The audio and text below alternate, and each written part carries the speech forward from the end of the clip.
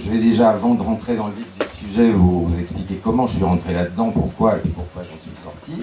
Il se trouve dans les milieux artistiques, vous savez, il y a beaucoup de gens qui sont dans la franc-maçonnerie. Moi, j'avais un ami depuis des années qui ne m'avait jamais dit qu'il l'était et qui un jour s'est découvert à moi.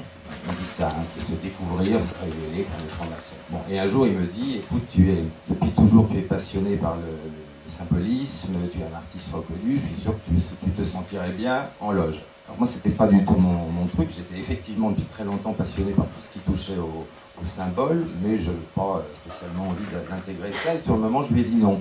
Je lui ai quand même posé quelques questions. Je savais déjà un petit peu ce qu'était la franc-maçonnerie, mais évidemment, de l'extérieur et de l'intérieur, c'est pas pareil.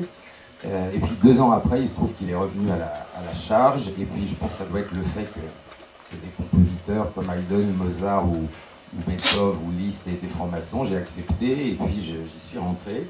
Je l'expliquerai tout à l'heure plus en détail. J'en suis donc sorti 8 ans après être devenu maître, parce qu'il faut savoir que dans la franc-maçonnerie, avant d'être maître, vous pouvez de toute façon pas savoir du tout où ça va. C'est une structure pyramidale.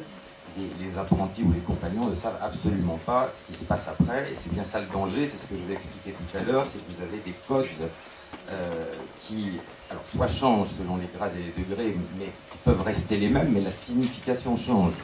Je vous expliquerai justement tout à l'heure comment, par exemple, les aristocrates se sont fait couper la gorge après 1789 par leurs propres frères, et vous allez voir que tout ça est extrêmement prouvable, et ça n'a pas vraiment changé.